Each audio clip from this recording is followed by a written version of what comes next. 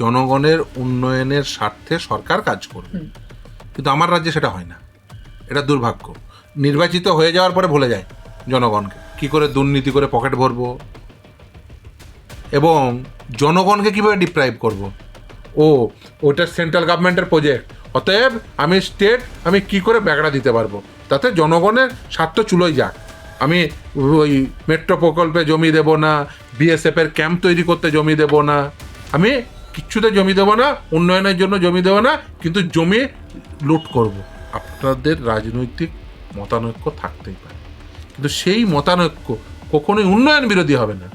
রাজনৈতিক মতপার্থক্য রয়েছে বলে আপনি সেন্ট্রাল গভর্নমেন্টের একটা প্রজেক্ট সেটাকে রূপায়ণ হতে দেব না। আর প্রজেক্ট তো সেন্ট্রাল গভর্নমেন্ট বা স্টেট, এটা জনগণের প্রজেক্ট, জনগণের করের টাকায় তৈরি হয়। দুয়ারে স্বাস্থ্য নয়, দুয়ারে মৃত্যু নিয়ে গেছেন। কারণ কি, চপ নিশ্চিতভাবে কেউ ভাজবে, কিন্তু সবাই যদি চপ ভাজবে, চপ কিনবেটাকে? আপনি চপ মুড়ি খাওয়াবেন, তারপর গ্যাস হবে, গ্যাস হয়ে হাসপাতালে যাবে, হাসপাতালে গিয়ে লিফটে আটকে মরে যাবে। ডোল দিলেই আমরা ভোট পেয়ে যাব, ভোট পেয়ে গেলে আমরা ক্ষমতায় থাকবো, তারপরে আমরা দুর্নীতি করবো, তাতে জনগণের উন্নয়ন চুলোই যাক। আপনি নিয়োগে লেস মেরিটোরিয়াস ক্যান্ডিডেটদের চাকরি দেবেন, আপনি সাদা খাতার লোকেদের চাকরি দেবেন। এই শুধু তাই না, চাকরি পাওয়ার পরে আপনি যার কাছ থেকে পয়সা পাবেন তাকে ট্রান্সফার দেবেন, যার কাছ থেকে পয়সা পাবেন না তাকে ট্রান্সফার দেবেন না। আপনি ক্যাটাগরি এ স্যালারি পাওয়ার যোগ্য দেবেন না, আপনি ডিএ দেবেন না, তাহলে তারা কোথায় যাবে? স্যার, এবার সুপ্রিম কোর্টকে রাজ্য সরকারকে বলতে হলো চিংড়িঘাটা মেট্রো সম্বন্ধে যে আপনারা এই মামলাটি তুলে নিন, না হলে খারিজ করতে হবে, রাজনীতির সঙ্গে জনগণের স্বার্থ কোথাও কি জড়াবেন না। এই বিষয়টা কীভাবে দেখছেন? সুপ্রিম কোর্টকে বলতে হচ্ছে জনগণের স্বার্থের কথা, রাজ্য সরকার কী করবে তাহলে? দেখুন, একটি নির্বাচিত সরকারের কাজ জনগণের উন্নয়ন করা। একটা ওয়েলফেয়ার স্টেটের কনসেপ্ট কি? জনগণের উন্নয়নের স্বার্থে সরকার কাজ করবে, কিন্তু আমার রাজ্যে সেটা হয় না। এটা দুর্ভাগ্য।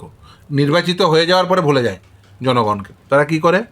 তারা তখন কি করে দুর্নীতি করে পকেট ভরবো এবং জনগণকে কীভাবে ডিপ্রাইভ করব। তাদের ছেলে মেয়েদের উন্নতি হবে, জনগণের উন্নতি হবে না। ফলে এখন আদালতকে সেটা বলতে হচ্ছে। দেখুন, একটা মেট্রো প্রকল্প হবে, সেই মেট্রো প্রকল্পে জমি দিতে হবে, এটা স্বাভাবিক। এবং সেই মেট্রো প্রকল্প হলে কার কাজে লাগবে, কার হিতার্থে সে ব্যবহৃত হবে? জনগণের।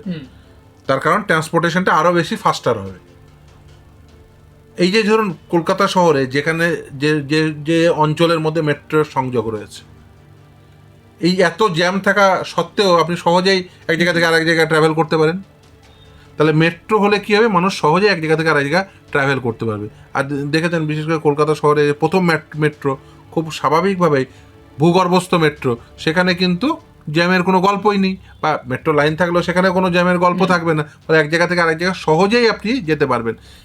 একটি দেশ বা একটি রাজ্য কতটা উন্নত এটা জানার বা বোঝার জন্য সেই দেশ বা সেই রাজ্যের জনগণের প্রত্যেকের প্রাইভেট কার আছে কি না এটা গুরুত্বপূর্ণ নয়। গুরুত্বপূর্ণ কি, যে প্রত্যেকের প্রাইভেট কার থাকা সত্ত্বেও যদি তারা পাবলিক ভেহিকলস ইউজ করে, তাহলে বুঝতে হবে যে সেই দেশ বা সেই রাজ্য তারা আগিয়ে গেছে, তাদের সেখানে উন্নয়ন হয়ে ঘটেছে। যেমন লন্ডনে টিউব ব্যবহার করে, নিজের গাড়ি থাকা সত্ত্বেও কেন ব্যবহার করে? জাপানে লোকে ট্রেন ব্যবহার করে কেন? তার কারণ হচ্ছে গাড়ির থেকেও সহজে এক জায়গা থেকে আরেক জায়গায় পৌঁছে যেতে পারবে। সেখানে ধনীরাও টিউব ব্যবহার করে লন্ডনে, সময়ের গুরুত্ব থাকার জন্য।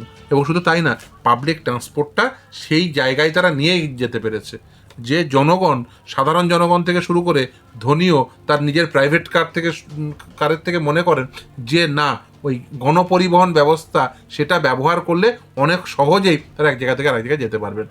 ফলে একদিকে যেমন সময় বাঁচবে, অপরদিকে সেগুলো কমফোর্টেবল হয়। আপনি ভাবুন, এই যে মেট্রো কত কমফোর্টেবল জার্নি বলুন তো। আরে প্রাইভেট কারের থেকেও বেশি কমফোর্টেবল জার্নি, যদি আপনি উপযুক্ত সময়ে উপযুক্ত পরিমাণ মেট্রো থাকে। এখন যদি মেট্রো সেই গাদাগাদি করে ভিড় হয়, উপযুক্ত সংখ্যক মেট্রো নেই, উপযুক্ত সংখ্যক মানে এই সময়ের গ্যাপ হয়তো অনেক বেশি, সেক্ষেত্রে মানুষ বেশি ভিড় করবে। সেই জন্য এই যে পরিবহন, গণপরিবহনে যত বেশি আপনি ফাস্টার করতে পারবেন, যত আপনি উন্নয়ন করে যত বেশি সুযোগ সুবিধা দিতে পারবেন, স্বাচ্ছন্দ্য দিতে পারবেন, তত মানুষ সেটা গণপরিবহনকে ব্যবহার করবে। আমাদের এই রাজ্যে আপনি দেখুন বাসের অবস্থা কী, সরকারি বেসরকারি বাসের অবস্থা কী। একটার পর একটা বাস রুট উঠে যাচ্ছে, বাসের সংখ্যা কমছে, বেসরকারি বাসে লাভ নেই, মালিকদের জিজ্ঞাসা করবেন, কেউ আর বেসরকারি বাস রাখতে চাইছে না। সরকারি মানে যে গণপরিবহন ব্যবস্থা প্রায় ভেঙে পড়েছে। তার উপর দাঁড়িয়ে আপনি একটার পর একটা মেট্রো প্রকল্পে আপনি জট লাগাচ্ছেন। আরে পশ্চিমবঙ্গে আমি তো শুধু শুধু কলকাতা শহরে কেন মেট্রো থাকবে, কেন মেট্রো এখান থেকে চুচুড়া যাবে না, কেন এখান থেকে মেট্রো কাটোয়া যাবে না, শুধুমাত্র এই রেল পরিবহন কেন, সেটা ওই জাপানের মতো কেন গণপরিবহন ব্যবস্থা হবে না? জাপান ছেড়ে দিন আপনি, এই যে চাইনিজ বলেন, চায়নাতে কী পরিমাণ গণপরিবহনে কী পরিমাণ উন্নতি ঘটেছে বলুন তো। ড্রাইভারহীন কার, সেটা গণপরিবহনে ব্যবহৃত হয়। আমাদের দেশে ধনীতম ব্যক্তিদেরও হয়তো ড্রাইভারহীন কার নেই, অথচ চায়নায় চলে যান, সেখানে ড্রাইভারহীন কার সাধারণ জনগণ ব্যবহার করে। আমাদের যে ট্যাক্সি নো রিফিউজাল লেখা থাকে, অথচ রিফিউজ ছাড়া আর কিছুই করে না। চায়নাতে চলে যান, সেখানে নো রিফিউজাল লেখা নেই, কিন্তু কেউ রিফিউজ করে না, তার কারণ ড্রাইভারই নেই, ড্রাইভারহীন কার। ফলে আপনি একটা দেশকে যদি উন্নতি করতে চান বা দেশে সত্যি উন্নয়ন চান, তাহলে যেটা করতে হবে সেটা গণপরিবহনকে উন্নত করতে হবে। আর আমাদের দেশে ওটা সেন্ট্রাল গভর্নমেন্টের প্রজেক্ট, অতএব আমি স্টেট আমি কি করে ব্যাগড়া দিতে পারবো, তাতে জনগণের স্বার্থ চুলোই যাক। আমি ওই মেট্রো প্রকল্পে জমি দেব না, বিএসএফের ক্যাম্প তৈরি করতে জমি দেব না, আমি কিচ্ছুতে জমি দেবো না, উন্নয়নের জন্য জমি দেবো না, কিন্তু জমি লুট করব, জনগণের স্বার্থে কাজ করতে দেব না। দেখুন, আপনাদের রাজনৈতিক মতানৈক্য থাকতেই পারে, কিন্তু সেই মতানৈক্য কখনোই উন্নয়ন বিরোধী হবে না। রাজনৈতিক মতপার্থক্য রয়েছে বলে আপনি সেন্ট্রাল গভর্নমেন্টের একটা প্রজেক্ট সেটাকে রূপায়ণ হতে দেব না। আর প্রজেক্ট তো সেন্ট্রাল গভর্নমেন্ট বা স্টেট, এটা জনগণের প্রজেক্ট, জনগণের করের টাকায় তৈরি হয়। এই যে মেট্রো তৈরি হয়েছে, রেল তৈরি হয়েছে, এই গণপরিবহন ব্যবস্থা তৈরি হয়েছে, এই যে বিএসএফ থেকে শুরু করে যারা আমাদের সত্যি সত্যি আমাদের নিরাপত্তা প্রদান করেন, তাদের একটু স্বাচ্ছন্দ্যতা হবে। একটা বিএসএফ ক্যাম্প তৈরি করে দেওয়া যায় যদি, একদিকে যেমন দেশের নিরাপত্তার জন্য সেটা প্রয়োজন, অপরদিকে একটা ক্যাম্প তৈরি করলে তারাও তো স্বাচ্ছন্দ্যের সঙ্গে থাকতে পারবেন। তারা ওই দেখবেন ক্যাম্প না থাকার জন্য বা সব জায়গায় ছাউনি না থাকার জন্য দেখবেন তারা ওই মাঠের মাঝে দাঁড়িয়ে আছেন, এটা দেখতে খুব ভালো লাগে। আমার আপনার বাড়ির ছেলেই তো তারা। স্যার, অন্যদিকে আবার এই আরজিকর ইস্যুটা, আরজিকরের নাম যেন খবরের শিরোনাম থেকে সরছেই না। মানুষ যেখানে হসপিটালে যায় চিকিৎসারত হতে, অসুস্থ থেকে সুস্থ হতে, সেখানে 2 থেকে 3 দিন অন্তর অন্তর মৃত্যুর খবর আসছে আরজিকরের মতো হসপিটাল থেকে। আবার মুখ্যমন্ত্রী মমতা বন্দ্যোপাধ্যায় যে নির্বাচন ইস্তাহার প্রকাশ করেছেন, সেখানে বলছেন দুয়ারে স্বাস্থ্য নিয়ে যাবেন, দুয়ারে স্বাস্থ্য না মৃত্যু নিয়ে যাবেন। এইটাই তো, দুয়ারে স্বাস্থ্য নয়, দুয়ারে মৃত্যু নিয়ে গেছেন। কারণ কি, দেখুন, যে আরজি করে এই ঘটনা ঘটেছিল, সেই আরজি করের মামলা সুপ্রিম কোর্ট সেটা নিজের হাতে নিল। তারপরে সেখানে গিয়ে রাজ্য সরকার বললো আমরা সমস্ত ইনফ্রাস্ট্রাকচার তৈরি করে দিয়েছি। আর আজকে দাঁড়িয়ে এমন ইনফ্রাস্ট্রাকচার তৈরি করে দিয়েছেন যে একটা লিফটম্যান নেই, লিফটে একটা তালা খুলবে, চাবি খুঁজে পাওয়া যাচ্ছে না 4 ঘন্টা ধরে। সেখানে হাসপাতালের কর্মী রয়েছে, নিরাপত্তা রক্ষী রয়েছে, পুলিশ রয়েছে, সব রয়েছে, অথচ 3-4 ঘন্টা ধরে চাবি খুঁজে পাওয়া যাচ্ছে না। তাহলে এর দায় কার? এর দায় হচ্ছে যারা বলেছিলেন যে সমস্ত ইনফ্রাস্ট্রাকচার তৈরি হয়ে গেছে। এই যে ছেলেমেয়েরা যখন আন্দোলন করছিল, এই আশফাক উল্লাহরা, এই অনিকেত মাহাতোরা, তারা যে দেবাশিস হালদাররা, প্রত্যেকে, দেখুন তাদের মধ্যে মতানৈক্য আছে কি নেই সেটা বিচার্য বিষয় নয়, কিন্তু তারা তো করেছিলেন। তারা আন্দোলন করেছিলেন কিসের জন্য? এক, এই স্বাস্থ্য ব্যবস্থায় দুর্নীতি, দ্বিতীয় হচ্ছে ইনফ্রাস্ট্রাকচার ডেভেলপমেন্ট। সেই ইনফ্রাস্ট্রাকচারের আজকে কোথায় গিয়ে দাঁড়িয়েছে সেটা চাক্ষুষ হচ্ছে ওই লিফট কাণ্ড। আজকে আপনি যে কোনো হাসপাতালে চলে যান, আজকের এই সন্ধ্যাবেলাতেই, রাতের দিকে দেখবেন কিভাবে রোগীর বাড়ির আত্মীয়রা, পেশেন্ট পার্টিরা কিভাবে থাকে। আপনি হাসপাতাল চত্বরে আলোর ব্যবস্থা দেখুন, জলের ব্যবস্থা দেখুন, খাবারের ব্যবস্থা দেখুন।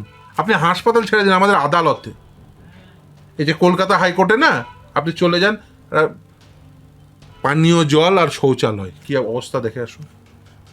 এখানে তো প্রতিদিন হাজার হাজার উকিল বাবু আর হাজার হাজার লিটিগেন্ট আসে। না পানীয় জলের একটা ব্যবস্থা আছে, না ঠিকঠাক ল্যাট্রিন আছে।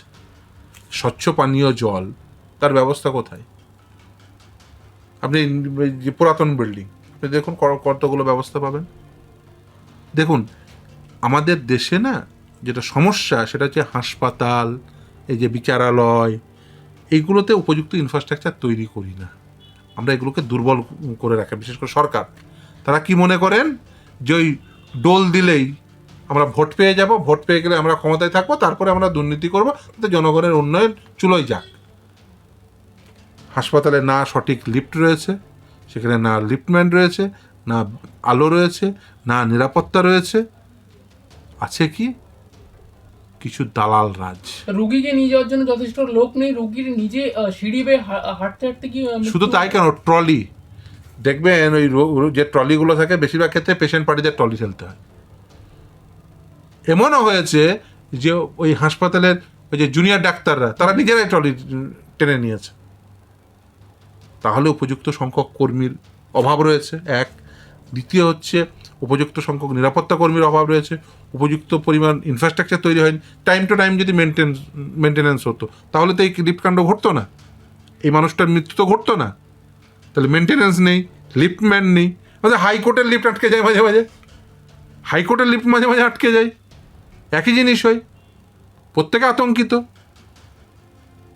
এটা দুর্ভাগ্যজনক। স্যার একটা শেষ প্রশ্ন করব, আরামবাগের তৃণমূল প্রার্থী মিতালি বাগ তিনি নির্বাচনী প্রচারে বেরিয়ে চপ ভাজছেন, এই চপ ভাজা বিষয়টা কি তৃণমূল? রাজ্যে তো কাজ নেই, আর যাই বা কাজ হয়েছে এমন দুর্নীতি করেছেন সেগুলো বাতিল হচ্ছে।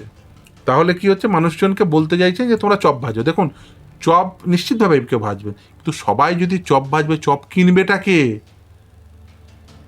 কেউ চপ ভাজবে, কেউ মুড়ি ভাজবে, কিন্তু চপ ভাজা বা মুড়ি ভাজা কেনার জন্য তো আর্থিক সঙ্গতি সম্পন্ন মানুষ প্রয়োজন। 1,500 টাকার বেকার ভাতা দিয়ে তো প্রত্যেককে চপ কিনে গিয়ে একটা চপের দাম কত?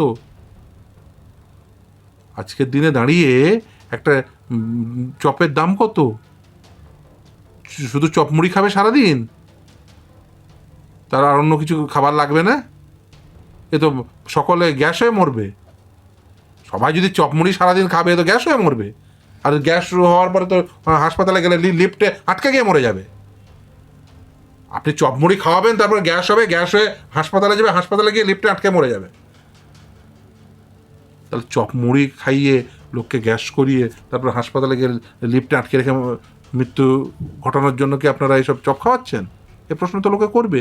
দেখুন নিশ্চিতভাবেই একটি রাষ্ট্রের দায়িত্ব প্রত্যেকের হাতে কাজ তুলে দেওয়া উচিত, এটা দায়িত্বের মধ্যে পড়ে।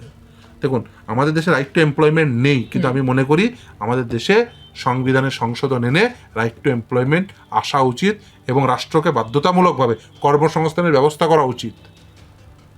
আমাদের দেশে যে পরিমাণ সম্পদ রয়েছে, ইনক্লুডিং মানব সম্পদ, এই মানব সম্পদকে যদি সঠিকভাবে ব্যবহার করা যায় না, তাহলে আমাদের দেশ পৃথিবীর সব থেকে অগ্রণী দেশ হিসেবে পরিগণিত হতে পারে আমার এই দেশ। তার কারণ এই মুহূর্তে গোটা বিশ্বের মধ্যে যদি শতাংশ ওয়াইজ দেখেন, সর্ববৃহৎ জনসংখ্যা যারা হচ্ছে ইয়ং 35 বছর, মানে আপনি যদি দেখেন 20 থেকে 35 বছর এই এজ গ্রুপের সর্ববৃহৎ জনসংখ্যার অধিকারী হচ্ছে আমার দেশ। এই মানব সম্পদকে যদি সঠিকভাবে ব্যবহার করা হয়, আমার দেশ কতটা এগিয়ে যাবে বলুন তো। এই সময়কালের মধ্যে এই মানব সম্পদকে ব্যবহার করার মতো উপযুক্ত এক্সিকিউটিভ নেই, এবং বিশেষ করে উপযুক্ত পলিটিক্যাল এক্সিকিউটিভ নেই। আমরা কি করছি, আমরা এই মানব সম্পদ ব্যবহার করার বদলে আমরা 1,500 টাকা বেকার ভাতা দিয়ে তাদেরকে অব্যবহারযোগ্য করে রেখে দিচ্ছি। কেন?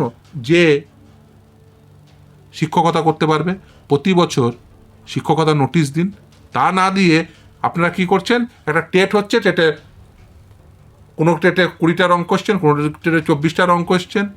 টেট 2022 নিয়ে মামলা এখনো পেন্ডিং। এক্সপার্ট আপনি টেটের কথা বললেন, মুখ্যমন্ত্রী যখন নির্বাচন ইস্তাহার প্রকাশ করছেন তখন তিনি বলছেন আমরা তো টিচারদের নিয়োগ করতে চাই, বরং আমাদের রাজনৈতিক বিপক্ষ যারা আছে তারা টিচারদের দুঃখটা বোঝে না, নির্বাচন ক্ষেত্রে না পেরে, রাজনৈতিক ক্ষেত্রে না পেরে কোর্টে গিয়ে কেস করে দেন। দেখুন কেস কখন করতে আসে একজন সাধারণ বিচার প্রার্থী বা যিনি চাকরি পরীক্ষায় অংশগ্রহণ করেন, যখন দেখেন ইকুয়াল অপরচুনিটি পাচ্ছি না। টেটে আপনি প্রশ্ন ভুল করবেন, আপনি নিয়োগে লেস মেরিটোরিয়াস ক্যান্ডিডেটদের চাকরি দেবেন, আপনি সাদা খাতার লোকেদের চাকরি দেবেন। এই শুধু তাই না, চাকরি পাওয়ার পরে আপনি যার কাছ থেকে পয়সা পাবেন তাকে ট্রান্সফার দেবেন, যার কাছ থেকে পয়সা পাবেন না তাকে ট্রান্সফার দেবেন না। আপনি ক্যাটাগরি এ স্যালারি পাওয়ার যোগ্য দেবেন না, আপনি ডিএ দেবেন না, তাহলে তারা কোথায় যাবে? তারা আদালতে আসবে। আপনি যদি দিয়ে দিতেন, যদি সকলকে ডিএ দিতেন, আদালতে আসতে হতো না। সকলকে ক্যাটাগরি স্যালারি যারা যোগ্য দিতেন, আসতে হতো না। সকলকে ট্রান্সফার অ্যাকর্ডিং টু যারা সত্যি প্রয়োজন, মেডিকেল গ্রাউন্ড থেকে শুরু করে, ডিস্টেন্স গ্রাউন্ড থেকে শুরু করে, ফ্যামিলি কারণে, তাদের ট্রান্সফার দিয়ে দিতেন না। ওসব আরবিটারি ক্ষমতা এক্সারসাইজ করে যে পয়সা দেবে তার ট্রান্সফার হবে, যে পয়সা দেবে না তার ট্রান্সফার হবে না। আপনি যে পয়সা দেবে তার নিয়োগ হবে, যে পয়সা দেবে না তার নিয়োগ হবে না। টেটে রং কোশ্চেন, এই সেকেন্ড স্টেজ একটার পর একটা মামলা করতে হচ্ছে। কিসের জন্য?